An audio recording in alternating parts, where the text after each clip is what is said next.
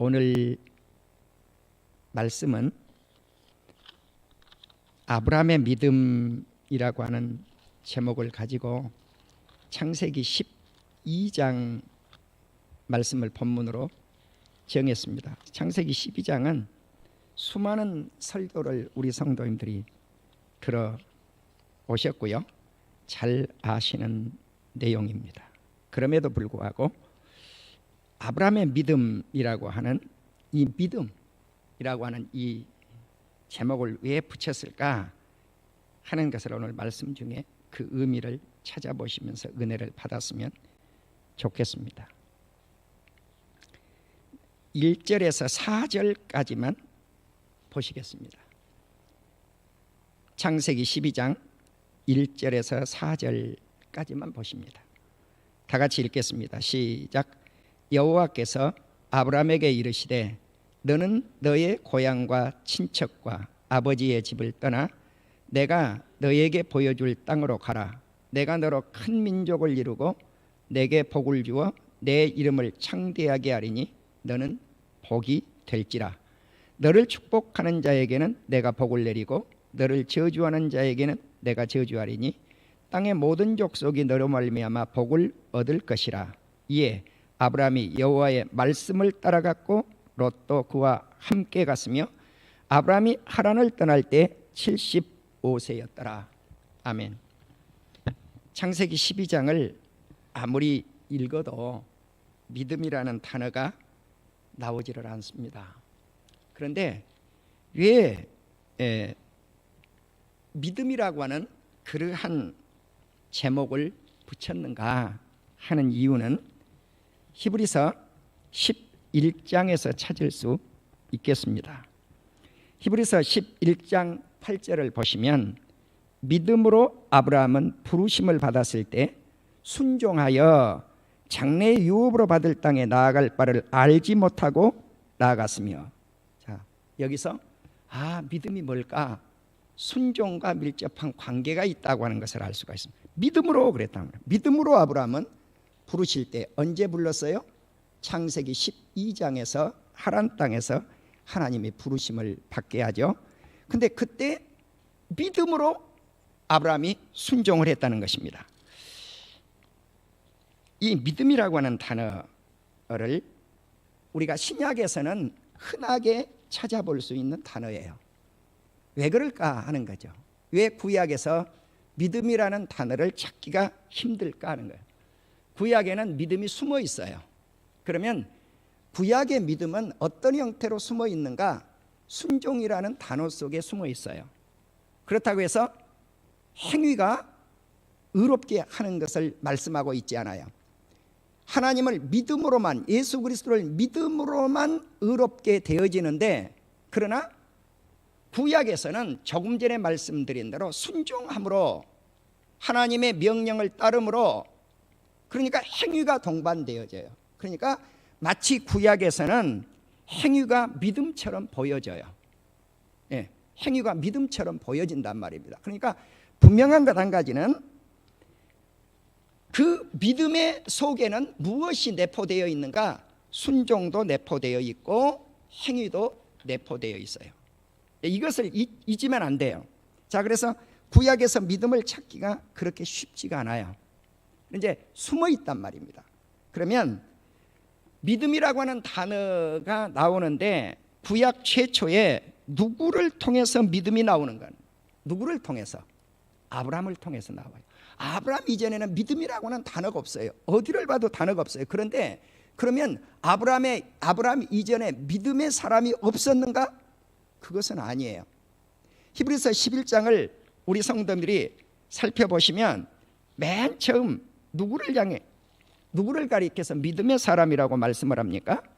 아벨이 맨 처음에 등장을 해요. 아벨. 그러면 아담도 있는데 왜 아담을 믿음의 사람이라고 하지 않았을까 하는 거예요. 아담은 불순종의 사람이에요. 하나님을 거역했다고요. 그러니까 거역한 사람을 믿음의 사람이라고 칭호하지 않아요. 그러면 가인이 믿음의 사람인가? 아니요, 불순종했어요. 그리고 동생을 죽이지 않아요. 살인하지 않아요. 이런 사람을 향해서 믿음이라고 붙이지 않는다는 거죠. 그래서 아벨을 믿음의 사람으로, 그 다음에 믿음의 사람을 누구로 칭하고 있는가? 에녹을 믿음의 사람으로, 그리고 그 다음에 노아를 믿음의 사람으로, 그 다음에 등장한 인물이 아브라함이에요. 그러니까 그러면은 아브라함 이전에 믿음이라고 하는 단어를 사용한 적이 없는 거예요, 성경에서. 신약에 와서만이 그 사람들이 믿음의 사람이었다, 이렇게 우리가 히브리서 저자가 뒷받침해 주니까 아벨은 믿음의 사람이었어. 뭘 해서? 순종해서. 노아도 믿음의 사람이었어. 그러면 노아가 당대에 그는 하나님의 은혜를 입은 의인이었다고 나와요. 하나님과 동행하는 사람이라. 그런데 아무리 찾아도 믿음의 사람이라고 그렇게 기록이 되어 있잖아요.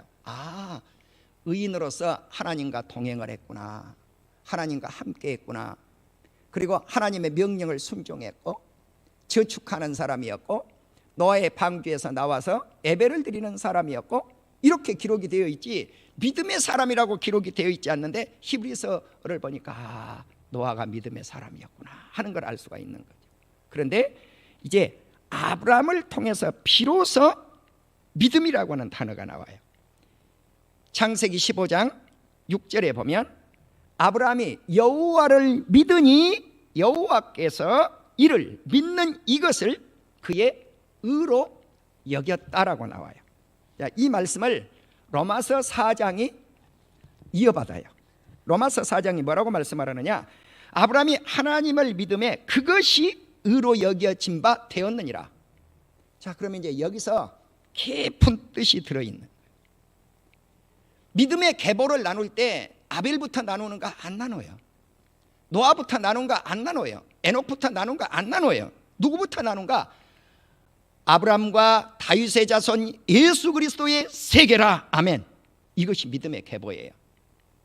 그러니까 구약에 많은 인물들이 등장하지만 히브리서를 보면은요, 수많은 인물들을 믿음의 사람으로 칭하고 있어요. 그런데 막상 그 장을 찾아서 읽어보시면 믿음이라고 하는 단어를 거의 찾을 수가 없어요. 거의 찾을 수 없어요. 그런데 아브라함은 믿음이라고 하는 이름을 딱 갖다 붙여준 거예요. 그래서 아브라함의 믿음. 그래서 믿음의 계보를 따라서 가장 위로 올라가면 누가 딱 등장을 하는가? 아브라함이 등장한다. 자, 그러면 이제 성구사전을 찾아보시면 깊은 의미가 나오는데, 믿음에 관한 장을 찾으면서 그러면 누가 가장 많이 이름이 등장하는데 믿음이라고 하는 사람과 관계가 많은가? 자, 아브라함이라고는 이름이 이렇게 등장을 해요. 아브라함 이름을 쭉 찾아보면요, 아브라함이 어마어마하게 성경에 많이 등장을 해요. 그러면 그 아들 이삭은 히브리서 저자가 뭐라고 그러는가? 또 믿음의 사람이라고 그래요. 믿음의 사람이라고 그래요. 그 아들 야곱도 믿음의 사람이라고 그래요. 그런데 또 그 아들 예수 그리스도의 계보를 탄생시킨 유다도 믿음의 사람이죠, 당연히. 그런데 요셉이 등장을 해요. 그런데 이제 그 양이, 성경이 기록한 양이 이렇게 성구사전을 찾아보니까 아주 재밌는 결과가 나오더라고요. 아브라함이 어마어마하게 등장하는데 그 아들 이삭의 이름이 등장을 해요. 그럼 아브라함보다 적게 기록이 되어 있어요. 야곱은 아브라함과 엇비슷하게 기록이 되어져 있어요. 그런데 야곱은 아브라함보다 조금 많을 수 있어요. 약간. 성경에 등장하는데, 그런데 그 유다가 예수 그리스도를 탄생을 시키시는데 예수 그리스도의 이름은 어떤가? 유다보다 어마어마하게 많이 등장을 해요. 그래서 제가 이게 믿음과 사람의 인물 계보를 따라서 후손들에게 하나님이 이렇게 창대하게 만들어 놓으시는구나. 누구를 통해서? 믿음의 계보인 아브라함을 통해서. 자, 그래서 이제 오늘 이렇게 믿음의 계보의 가장 우두머리의 조상을 따라 올라가면 누가 등장을 하는가? 아브라함이라는 거예요. 아담이 아니에요. 믿음의 계보는 아브라함부터예요.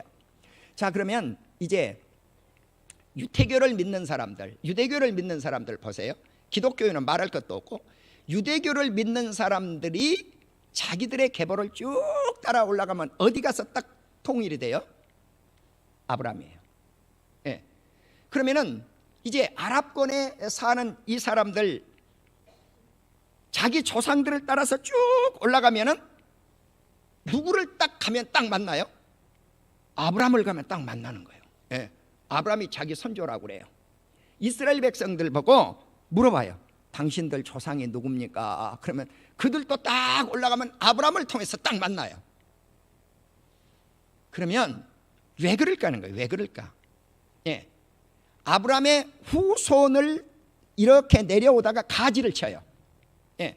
그러면 유대인들의 입장에서는 이삭의 계보만을 자기의 조상이라고 이야기를 해요. 그러니까 아브라함의 아들 계보를 통해서 우리는 이삭의 계보를 따랐습니다 이런단 말이죠. 그런데 아랍권 사람들은 우리는 이스마엘의 계보를 따랐습니다, 함의 계보를 따랐습니다 이렇게 나오는 거죠. 이스라엘 백성들은 우리는 셈의 계보를 따랐습니다, 노아의 첫 번째 아들의 계보를 따랐습니다 이렇게 나오는 거죠. 노아의 세 번째 계보를 따랐습니다. 아랍권으로 들어가 버리는 거예요. 얼굴 색깔이 또 달라져 버려요. 그래서 아브라함을 딱 따라 올라가면 네 색깔이 무슨 색이든 다 만난단 말이죠. 그런데 믿음이라고 하는 단어를 찾을 때는 누구로부터 출발이 되어지느냐? 아브라함부터 출발이 되어지더라는 거죠.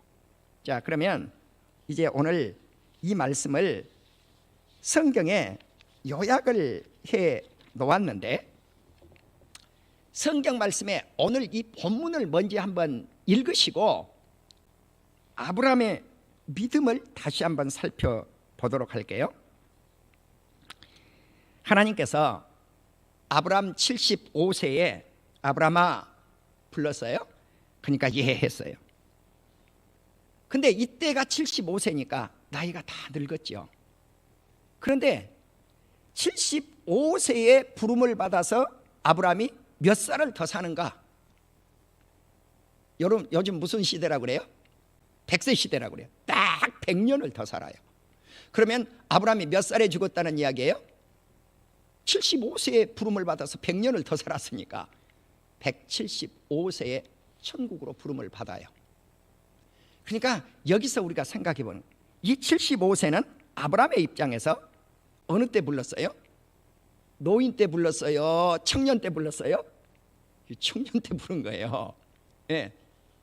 중년이라고 할 정도도 안 돼요. 이게 청년이에요. 정말로 요즘으로 보면 청년입니다. 팔팔한 청년이에요. 예.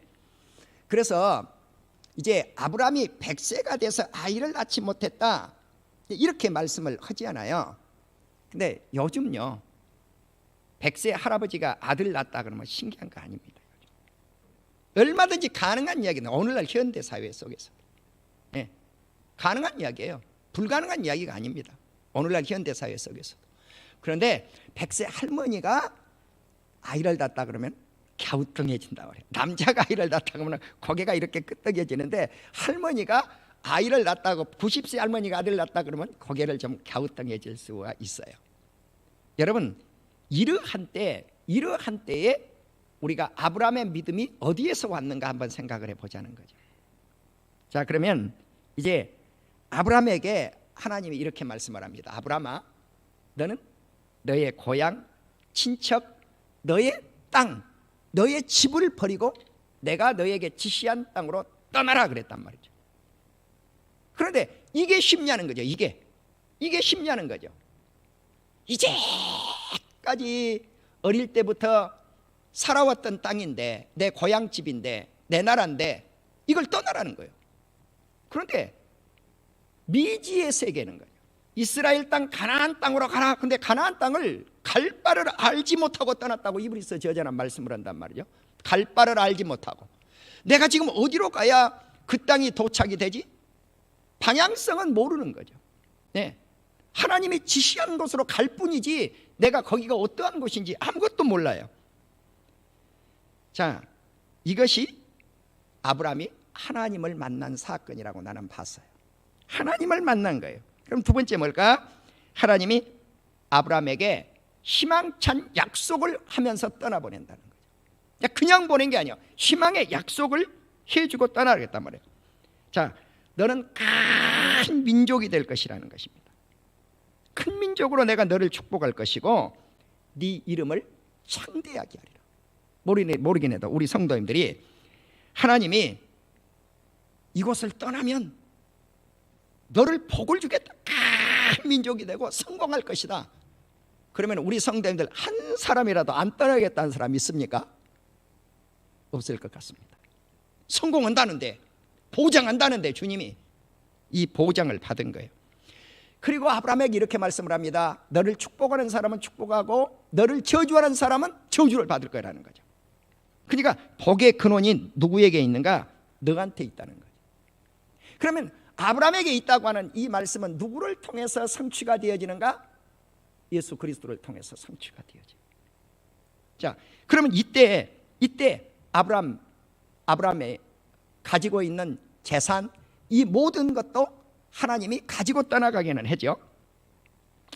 세 번째, 이 말씀을 받고 아브라함이 어떻게 했는가? 순종했다는 거죠. 실천했어요. 실천. 그러니까 머물렀단 말씀이에요? 떠났단 말씀이에요? 떠났다는 말씀입니다.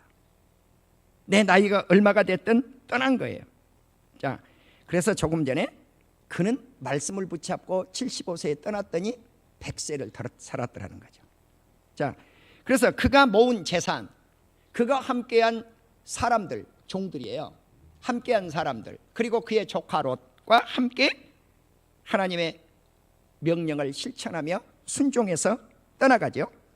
그리고 그 미지의 세계인 가나안 땅에 도착을 했는데 그곳에서 아브라함이 무엇을 했는가? 창세기 12장 내용이죠. 한번 따라합시다. 하나님을 위하여 제단을 쌓았어요. 여기서 우리말 성경을 보면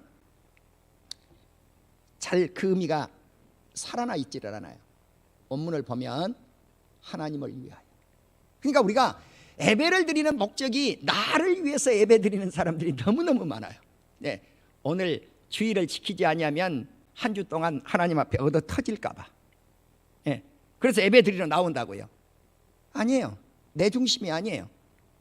오늘 우리가 예수 그리스도 이름으로 모여서 누구를 위하여? 아버지 하나님을 위하여. 할렐루야. 그러니까 우리가 예배를 드린다고 하는 게 뭔가? 하나님을 위하여. 여러분, 번제 드린다고 하는데 이게 이제 번제예요. 이게 희생의 번제, 제단을 쌓는 건데 구약 시대에는 제물을 바쳐요. 제물 바치는 거 잘 아셔야 돼요. 구약의 사람들은 예수 그리스도를 몰라요. 무슨 말씀이냐면 희미한 예수님을 이야기하는 거예요. 희미한 예수님. 우리는 확실한 예수님을 이야기하는 거고. 그러나 구약 사람들이 제물을 몇 마리 드렸다, 그거 그냥 소홀히 여기면 안 돼요. 구약의 사람들은 그게 대단한 거라고요. 솔로몬이 1000번제를 드린 거 그거 무섭게 여기면 안 돼요. 예. 1000머리의 제사를 그냥 우습게 여기면 안 된다고요. 그게 성경에 보면 두 가지가 의미가 있어요. 자, 100번이라 1000번이다 이런 단어가 나와요. 70번이다, 490번이다, 용서한다. 그러면은 70이라고 하는 숫자가 나온다, 490번 용서가 나온다. 이거 무한대요. 무한대. 꼭 그 숫자의 의미만을 의미한 게 아니라고요. 100이라고 하는 숫자가 등장하면 100배를 받는다, 30배 받는다, 60배 복을 받는다. 그러면 그게 의미가 없어요. 30배, 60배, 100배라고 하는 게 의미가 없어요. 이 수학을 못한 나도 여러분 수를 30배만 복을 받았다고 가정을 합시다. 금년에 30배 복을 받았고 내년에 30배 복을 받아요. 그 이듬해 또 30배 복을 받아요. 계산할 수 있어요? 없어요? 무한대예요. 그게 60배도 무한배예요. 100배도 무한대예요. 예.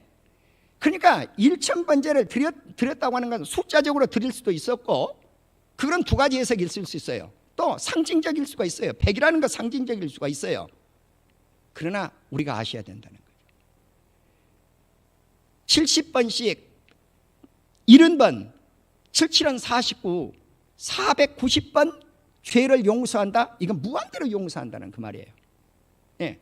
그러니까 7이라는 숫자가 등장을 하면 완전수거든요. 그러니까 무한대로 용서한다. 어마어마한 물질을 한꺼번에 드렸다.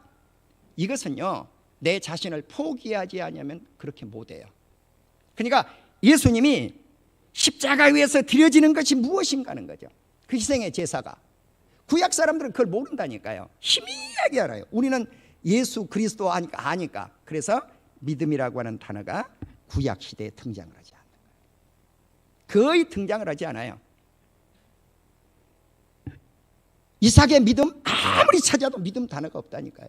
야곱의 믿음 아무리 찾아도 단어가 없어요. 구약에서 찾으려고 그러면. 근데 그게 뭔가 제가 서론에 말씀드린 대로 순종이단 말이에요. 순종에서 믿음의 형태가 이루어진 거예요. 자, 그래서 아브라함이 순종해서 가나안 땅에 들어가서 무엇을 했는가? 경배를 드리는데 누구를 위해서 드렸는가? 아버지를 위해서. 번제를 드린 거예요. 희생의 제사를 드린 거예요. 누구를 위해서? 아버지 하나님을 위해서. 그리고 그가 남쪽으로 이동을 해요. 그게 뭔가? 애굽이에요. 애굽. 남쪽으로 이동을 하는데 이제 우리말 성경에 창세기 12장에는 남방 그려놨어요. 또 13장 가면 네게부 그려놨어요. 그러니까 이런 번역이 좋은 번역이 아니라고 하는 말씀을 제가 언젠가 지적을 했던 것 같아요. 그러니까 무슨 말씀이냐면 그냥 남방 하려면 그냥 창세기 12장에서도 남방 그리고 창세기 10장, 13장에서도 남방 그렇게 번역을 했으면 되는데 똑같은 단어를 가지고 남방, 네게부. 그러니까 이 말은 무슨 말이냐? 네게부라는 뜻이 뭐다? 남방이라는 뜻이라는 거죠. 이해가 되시죠, 우리 성도님들? 그래서 남쪽으로 갔는데 아브라함이 기근이 들어서 어디로 가는가? 애굽 땅으로 가요. 그런데 애굽에 갈 때 하나님은 아브라함의 생명을 보존했다는 거죠. 그러면 이제 사라가 너무 예뻐요. 일반적 사람들 시각에서 말입니다. 하나님 시각이야 모든 사람이 다 예뻐요. 우리 하나님은 사람을 잘났다 못났다 그러신 적이 없어요. 잘생겼다 못생겼다 예쁘다 그게 없어요. 사람 시각을 의미하는 거예요. 사람의 시각. 사람의 시각으로 그렇게 예쁘게 보인 거죠. 오늘날 우리가 사람 볼 때 그런 시각으로 평가를 내리지 않아요. 그런데 사람을 외모 형태만 가지고 평가를 내리면 마지막 가서 실망해요. 아무리 예쁜 여인이 못된 짓을 한단 말이에요. 정 나요? 정이 뚝뚝 떨어져 버려요. 정 없어. 정말이에요. 몇 개월 살지도 모르고 정념이 떨어진다니까요. 얼굴 먹고 사는 게 아니에요. 가정생활에 부부생활이라고 하는 것은 얼굴 먹고 사는 게 아니에요. 정 먹고 사는 거예요. 정 먹고 사랑 먹고. 아멘. 사랑 먹고 살지요. 사랑을 먹고 살아야지. 정 먹고. 그러니까 우리가 정 먹고 사랑 먹고 살아야지 얼굴 먹고 사는 건 분명히 아니란 말이에요. 그런데 사람들 눈에 사라가 그렇게 예쁘게 보였고 또 그 아들 이삭의 부인이었던 리브가도 예쁘게 보였어요. 그러니까 둘이 하는 짓거리가 똑같아. 아브라함이 기근이 들어서 배가 고파서 애굽으로 갔는데 이삭도 자기 아버지처럼 이제 블레셋 땅으로 가지 않아요. 블레셋 땅으로 가는데 똑같이 기근이 들어서 가는데 똑같이 애굽 왕, 아버지가 애굽 왕에게 자기 부인을 내 누이라고 그러니까 이삭도 아비멜렉에게 그 왕에게 자기 부인을 내 누이라고 그래요. 그러니까 속이는 게 똑같아요. 어떻게 그렇게 부전자전이냐? 그 성경을 읽어보면 똑같아 내용이. 그런데 그럼에도 불구하고 하나님이 이 둘 다 보존을 하더란 말이죠. 그래서 뭘 느꼈냐면요, 선택받은 사람은 하나님의 사람은 하나님께서 버리지 않는다고 하는 것을 알았어요. 자, 그러면 이제 아브라함이 이렇게 생명을 보존할 만큼 존귀한 가치가 있는 인물이 왜 되었을까 하는 거예요. 창세기 15장 1절에 보면 하나님의 말씀이 환상 중에 아브라함에게 임했어요. 아브라함아 두려워하지 말아라. 나는 너의 방패요 너의 큰 상급이니라 그랬다. 지극히 큰 상급이다 그랬다. 그러니까 나는 너를 보호해 주는 그런 사람이고 내가 너의 상급이다. 그래 나 이 말씀을 보면서 무슨 생각을 했냐면 나는 사실 학교 다닐 때 그렇게 머리가 특출난 사람이 아니에요. 1등을 해본 기억이 없어요. 달리기는 1등을 해봤어요 한번. 그런데 공부를 1등 해본 적이 없어요. 항상 그냥 남에게 자 뒤에는 안 갔고 그렇다고 해서 아주 선두 뭐 1, 2등을 해보거나 뭐 이러지도 않았어요. 제일 잘한 게 4등이에요. 고등학교 입학 시험 때 4등으로 들어갔던 것 같아요. 졸업할 때는 뚝 쳐져버려. 예, 거기서 축 쳐졌어요. 중학교 때는 졸업을 할 때 내가 28등을 했던 기억이 나요. 예. 그러니까 남보다 뭐 그냥 앞장서서 이렇게 가보거나 내가 그러질 못했어요. 머리가 그렇게 비상한 사람이에요. 그러니까 나 같은 사람은 벼락치기 공부를 하는 사람이거든요. 근데 1등할 사람은 날마다 공부를 해야 돼. 쉬지 말고. 그 사람이 1등하는 사람이지. 나처럼 3일 밤 4일 밤 일주일 동안 잠 안 자고 공부하는 사람은 아무리 해봐야 4등밖에 안 돼. 예. 제가 무슨 말씀을 드리려고 하느냐면 공부 자랑하려고 한 것도 아니고 그렇다고 해서 내가 부끄러움을 느껴본 적도 없어요. 예. 내가 대학원 들어갈 때 영어를 20몇 점 가지고 들어갔다니까요. 나 같은 그 미련한 사람이 막 수룩 하더라고요. 나는 대학원 들어가는 그냥 그 목회자로 지원한 분들이 대단한 줄 알았더니 뭐 수두룩해. 예.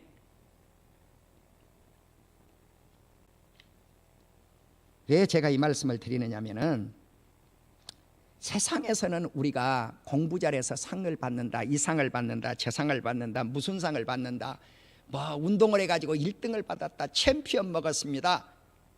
수많은 상급을 집에다가 진열해 놓으신 분들 많이 있잖아요. 여러분 아무리 그 상이 커도 하나님 상급을 받는 것만큼 크지 않아요. 할렐루야. 그런데 여기 앉아 계시는 우리 사랑하는 성도님들, 오늘 가정에서 예배를 드리고 있는, 영상으로 예배를 드리고 있는 성도님들, 또 방송 매체를 통해서 설교를 듣고 계시는 성도님들은 다 무슨 상이 있어요? 하나님 아버지의 상급이 있단 말이죠. 할렐루야. 대단한 상급이에요, 이 상급이. 그래서 영어 성경을 보니까 very great reward 그랬더란 말이죠. 이게 최상의 상급이란 말이죠. 예, very reward 해도 되는데 very great reward 아니고 최상의 급을 써서 상급을 붙였는데 그분이 누군가? 우리 하나님이라는. 그러면서 하나님이 아브라함에게 이르되, 아브라함이 하나님에게 이르되 주 여호와여 내게 무엇을 주시겠습니까? 내게 무엇을 주시겠습니까? 상급 준다 그러니까, 내가 상급이다 그러니까 아브라함이 못 알아듣고, 하나님 내가 상급을 받아봐야 우리 집에서 기르고 있는 종녀석이 있는데 엘리에셀입니다. 다메섹 사람 엘리에셀 걔가 내 상급이 아니겠습니까? 그랬다고요. 자식 이야기로 돌아간 거예요, 아브라함이. 그러니까 하나님께서 무엇라고 이야기를 하느냐? 엘리에셀이 네 상급이 아니라 네 몸뚱아리에서 나올 네 자식이 너에게, 자식의 상급은 네 몸뚱아리에서 나올 자식이니라 그랬다. 99세 할아버지에게 여러분 이 말씀을 했을 때 이게 믿어지냐고요. 여러분 이걸 믿었다고. 이걸 믿은 거예요. 이걸 믿음으로 말미암아 하나님을 믿으니 의로 여겨. 그러면 사라는 어땠는가? 사라도 처음에는 빛이 웃었다고 그랬잖아요. 부엌에서 있는 곳에서. 그런데 그 다음에 이것을 믿어요. 예. 그러니까 불신을 했다가 불신을 번복하는 것도 믿음이에요. 사랑하는 우리 성도 여러분은 이처럼 믿음이 없어서 하나님을 의심하는 사람이 의심을 제거해버리고 믿는 믿음, 이 믿음이 견고한 믿음이란 말이에요. 그래서 로마서 4장 20절에서는 믿음이 없어 하나님의 약속을 의심하지 않고 믿음으로 견고해져서 하나님께 영광을 돌리며 약속하신 그것을 또한 능히 이루실 줄을 확신하였으니 그러므로 그것이 그에게 의로 여겨졌다. 누구에게? 아브라함에게. 그에게 의로 여겨졌다고 기록된 것은 아브라함만 위한 것이 아니라 의로 여기심을 받은 우리도 위함이니, 오늘날 예수님을 믿는 우리도 위함이라는 거예요. 곧 예수 우리 주를 죽은 자 가운데서 살리시를 믿는 자니라.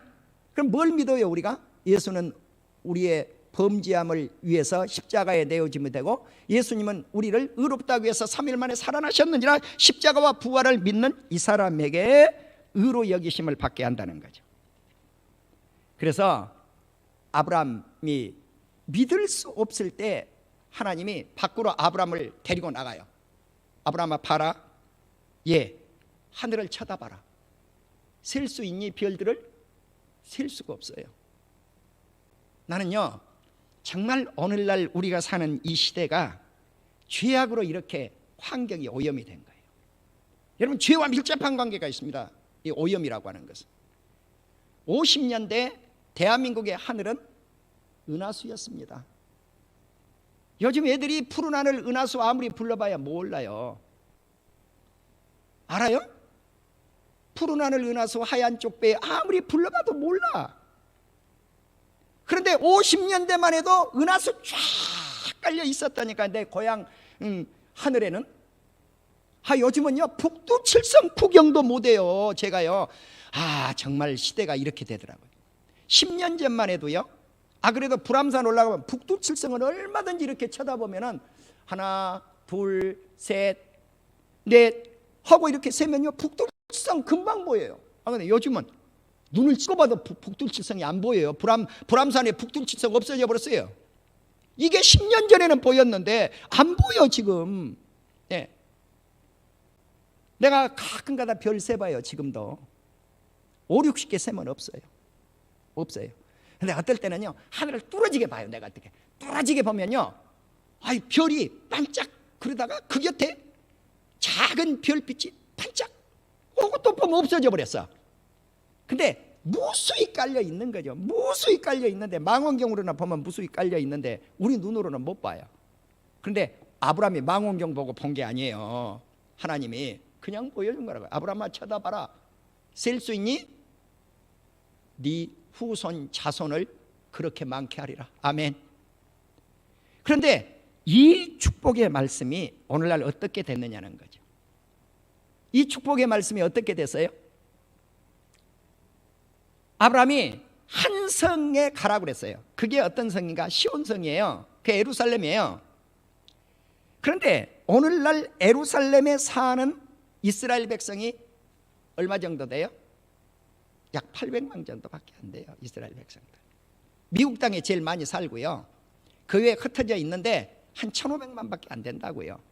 우리가 남한 우리 국민들만 5천만이 조금 넘지 않아요? 네. 그러니까 우리의 4분의 1도 안 되는 거예요. 그들이. 네. 뭐 4분의 1이 뭐예요? 800인가 58, 68은 48, 6분의 1도 안 되죠. 이스라엘 땅에 사는 사람들은. 그래서 우리가 남북 합하고 해외까지 다 하면 우리는 한 8천만 되잖아요. 1,500만 원이니까 5, 25, 5분의 1도 안 되는 거죠. 이스라엘 민족이 세계 전부 합해봐야. 자, 그렇지만 이 말씀이 그렇게 계산하고 끝날 문제가 아니라는 거죠. 아브라함이 셌던 그 하늘나라의 무별은 아브라함 자손만을 의미한 게 아니에요. 이스라엘 사람들을 의미한 거 아니에요. 예수 그리스도를 통해서 믿음의 자손들을 말씀하고 있는 거예요. 그러면 아브라함아, 하늘을 무별처럼 쳐다봐라. 21세기 사는 오늘날 그 백성들이 얼마가 됐냐고요? 20억에서 25억쯤 돼 있다는 거죠. 어마어마한 거죠. 아브라함에게 약속한 그 자손들이. 믿는 자손을 의미하고 있는 거예요. 천국 백성을 의미하고 있는 거예요. 무별처럼 많게 하리라고 하는 그 말씀을 준 것입니다. 이것이 믿음이에요.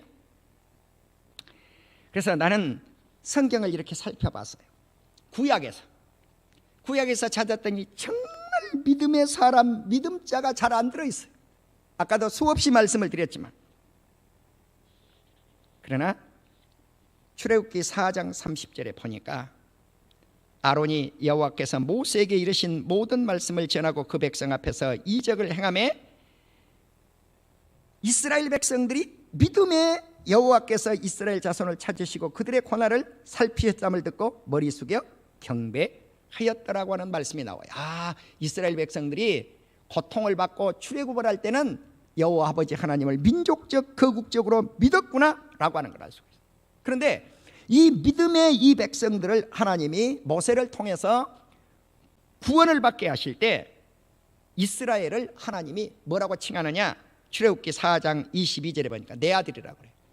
그러면 내 아들을 구출시켜서 이스라엘 백성들의 민족이죠. 그들이 하나님의 아들인데 그들을 보내서 하나님을 섬기게 하기 위해서 출애굽을 시키겠다는 거죠. 그런데 이렇게 출발한 그들이, 믿음으로 출발한 그들이 광야 생활을 하면서 어떻게 해요? 하나님을 다 내던져 버려요.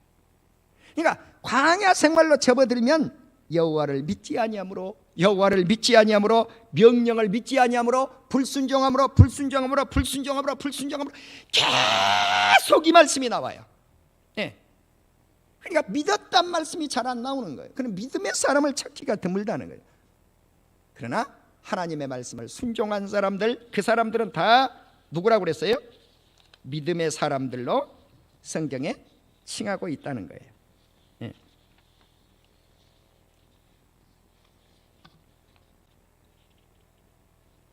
시편 27편 13절에 보면 다윗이라고 하는 인물이 등장을 하는데 그는 하나님을 확실히 믿었다고 그래요. 확실히 믿었다. 예. 그러니까 우리는 믿을 바에 하나님을 확실히 믿는, 아브라함과 같은 믿는 그러한 믿음을, 이들은 희미한 세계에서 살고 있었다니까요. 예수님을 알지 못하는 세계에 있었어요. 그런데도 예수 그리스도를 믿는 거예요. 예. 이게 놀라운 믿음이에요. 왜? 그들은 다가오고 있는 그리스도를 믿는 거예요. 저 멀리 오고 계시는 예수님을 믿어요. 저 멀리 오고 있는 십자가를 믿어요. 그게 힘든 거예요. 그런데 우리는 복음이 완성돼 버렸다니까. 예수님은 내 죄를 위해서 십자가를 지시고 예수님은 나를 위해서 의롭다고 해서 3일 만에 살아나셨느니라. 이걸 믿는 것이 쉽겠어요? 과거 걸 믿는 게 쉽겠어요? 이루어진 걸 믿는 게 쉽겠어요? 이루어지지 않는 것을 믿는 게 쉽겠어요? 구약 사람들의 믿음이 더 어려워요. 그런데 그들은 믿었다 이 말입니다.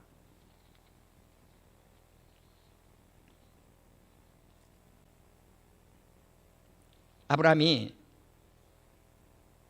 약속의 땅 가나안 땅을 가면서 히브리서 11장 10절을 보면 이는 그가 하나님이 계획하시고 지으신 터가 있는 성을 바라보았다 그래요. 성. 이 성이 뭔가? 도시예요. 포린이라고 하는 단어예요. 포린. 그러니까 이 포린이라고 하는 단어, 이 단어가 어떤 성인가? 예루살렘 성이에요. 거룩한 성이에요. 그러면 이스라엘 백성들 입장에서는 그냥 예루살렘하고 끝나버린 거예요. 예수 그리스도를 안 믿으면. 근데 예수 그리스도를 믿는 사람들은 계시록 21장에 나타난 천국의 성을 의미해요. 그러면 그 성도 보면 똑같아요. 포린하고 단어가 나와 있어요. 헬라어로. 저와 여러분은 이 성을 바라보고 지금 달려가는 거예요. 우리는 예루살렘을 달려가는 게 아니에요. 이스라엘 땅 예루살렘을 향해 달려가는 게 아니에요. 예수 믿는 사람들은 하늘에 있는 그 도성을 향해서 지금 전진해서 달려가고 있는 거예요. 할렐루야. 예, 그 도시, 그 포린을 향해서 달려간단 말입니다. 그러면 그 도시를 계획하고 설계한 기술자가 누군가? 우리 하나님이세요. 예수님이에요. 자, 이 말씀을 보면 성경에 이제 이 설계자, 이 도시를 설계한 사람이 누군가? 이 성을 설계한 사람이 누군가? 이 기술자가 누군가? 계획하신 분이 누군가? 우리 하나님이라고 그래요. 설계하고 건축하는 그분이 하나님이라는 거예요. 그래서 시편 87편 5절에 보면 다윗이 건설한 예루살렘 성, 이 성을 지존자가 친히 시온을 세우겠다 그래요. 그러면 지존자가 누구냐? 우리말 성경 정말 어려워요. 이 지존자. 여러분 지존자가 쉬워요? 어렵잖아요. 그런데 가장 높은 분 쉬워요? 어려워요? 쉽지 않아요. 지존자가 누군가? 가장 높으신 분이에요. 그럼 이분이 누군가? 우리 하나님이에요. 이 지존자가 시온을 건설했어요. 그래서 이 가장 높으신 분, 이분께서 그것을 세웠다. 그래서 원문하고 모든 영어 성경을 보면 똑같이 번역이 되겠어요. 가장 높으신 분. 예. 그래서 the highest himself, 이 양반이 누군가? 이분이 하나님이세요. 지존자라고 하는 뜻은 지극히 높은 분인데 엘르온이라고 하는 그런 히브리어를 가지고 있어요. 그래서 이 말씀은 이제 형용사로 쓸 때 높은 그런 의미를 가지고 있어요. 그러니까 올라간다고 하는 동사에서 나온 것인데 명사를 쓸 때는 지극히 높다라고 하는 의미가 들어있어요. 그래서 하나님과 동일시 되신 분, 오늘 우리가 아브라함처럼 믿음을 가지고 있는 우리 사랑하는 성도님들이 가셔야 될 곳이어든가 그 높은 성이에요. 그 높은 도시예요. 그 나라가 천국인 줄로 믿습니다. 그래서 계시록 21장 14절 이하를 쭉 보시면 성이 나와요. 거기 성곽이 나오는데 그 성곽 도시가 다 어떤 도시인가? 똑같아요. 예. 포린이라고 하는 도시, 예루살렘이라고 하는 그 도시인데 영적으로 계시록 21장을 가면 이 나라가 천국이에요. 그러면 이 나라의 첫 번째 그 성, 두 번째 성 이렇게 쭉 나면서 12 이제 성이 등장을 하지요. 성곽이 이제 등장을 하는데 성곽의 기초석을 뭘로 나왔는가? 전부 보석으로 다다다다다 꾸며놨어요.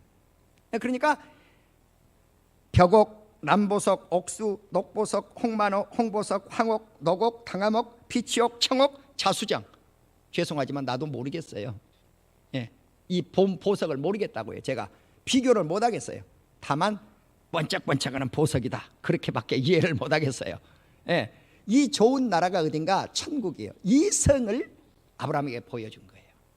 예, 이 성을 아브라함에게 보여줬다고요, 여러분.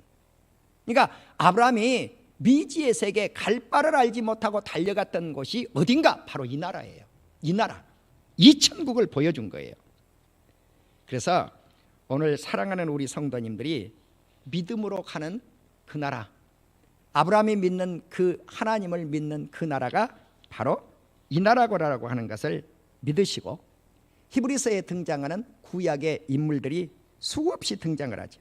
이삭, 야곱, 요셉, 모세, 여호수아. 근데 여호수아는 이름도 안 나와요. 예, 그냥 여리고성 돌았다 그러면 그러니까 그 사람이 여호수아인가 보다 그런 거예요. 라합, 기드온, 바락, 삼손, 입다, 다윗도요. 어마어마한 업적이 많은데 다윗 이름 하나밖에 없어요. 왜 그럴까요? 시간이 없어서, 히브리서 저자가 시간이 없어서 이들의 믿음을 나열하지 못하겠다는 거예요. 사무엘, 수많은 선지자들, 사무엘 외에는 선지자들 이름도 등장하지 않아요. 자, 그러니까 우리가 이 세상에서 살아가실 때 이름을 안 남겨도 상관없다고요. 천국 가서만 이름을 남기면 돼요. 할렐루야. 죄송하지만 유명한 목사 안 돼도 돼요. 무릎 꿇지 아니한 7,000명이면 돼요. 아멘. 나는 그걸 믿는 목사예요. 이 세상에서는 이름 남기기 위해서 뭐 대형교회, 강교회 목사님들 할지 모르는데 죄송하지만 아니에요. 예. 우리 성도님들 속고 살면 안 돼요. 이 땅에 살아가면서 속고 살면 안 돼요. 예. 이 세상에서는 이름이 없어도 상관이 없어요. 예수 그리스도만 믿으면 돼. 할렐루야. 예수 그리스도만 믿으면 된다니까요. 그렇게 유명한 선지자들 이름이 등장을 하지 않아요. 사무엘밖에 없어요. 다윗도 이름 한자하고 끝나버리고 말아요. 그 유명한 여호수아가 이름도 없다니까요. 히브리서에. 그의 행적은 약간 나열하고 있지만 톱으로 켜고 굴에 들어가서 살고 이런 순환과 고난과 역경과 시련과 순교를 당했던 인물들 이름도 없어. 그런데 히브리서 11장 40절에 보면 이는 하나님이 우리를 위하여 더 좋은 것을 예비하셨은지 우리가 아니면 그들은 온전함을 이루지 못하였다는 거죠. 이 퍼펙트라고 하는 단어를 써서 완전하다는 거, 완전하다는 거예요. 우리 주님은 완전한 하늘나라를 준비하시고 예비해 놓은, 이 나라가 저 이스라엘 땅 예루살렘보다 더 좋은 나라인 줄로 믿습니다. 내 고향은 전라도예요. 전라도 사람들 되게 싫어하는 사람 많아요, 이 세상에. 네, 아니요, 나는 내 고향 좋아해요. 네. 대한민국 사람들은 경상도 태어난 걸 대단한 걸로 생각해. 또 경상도 사람들 앞에서는 전라도 사람들 자기들 고향을 대단한 걸로 생각해. 그래서 항상 앙숙이요. 정치판도 그렇고. 그러나 내가 항상 강조하잖아요. 여러분, 전라도가 여러분 고향 아니에요. 경상도가 여러분 고향 아니라니까요. 막 묻지 말고 전라도니까 전라도 사람 대통령 찍고 경상도 사람 대통령 찍고 아니야. 성경은 뭐라고 그래요? 더 나은 본향을 예비해 놓으셨다. 아멘. 아브라함의 입장에서는 하란이 고향이 아니라는 거예요. 아브라함아, 하란 땅이 네 고향이 아니다. 만약 그 고향이 네게 정말 좋았다면 돌아갈 기회를 너에게 주었을 거라는 거예요. 근데 아브라함 뒤돌아보지 않았어요. 하란 쳐다보지도 않았어요. 나도 내 고향을 떠나서 내 마음속으로는 야, 고향 땅에다가 교회 하나 세웠으면 좋겠다. 그런데 아직도 교회 없어요. 그런데 목사가 되고 보니까요, 고향에다가는 뭘 하나 허전 소리도 못 하겠더라고요. 네. 내가 우리 교회를 사임하고 나면 모금해가지고라도 내가 우리 고향 땅에 교회를 지으려고 합니다. 얼마 안 들어도 돼. 그런데 그게 목회를 하면서는 안 돼. 네. 주장할 필요도 없고 내세울 필요도 없고. 왜? 더 좋은 하늘나라 천국이 내 고향이기 때문에 그렇습니다. 오늘 그 고향을 향해서 우리 사랑하는 성도님들이 다 달려가시는 역사가 있기를 주님의 이름으로 축원합니다. 누구의 믿음을 가지고? 아브라함의 믿음을 가지고 승리하는 역사가 있으시기를 주님의 이름으로 축원드립니다. 기도하십시다.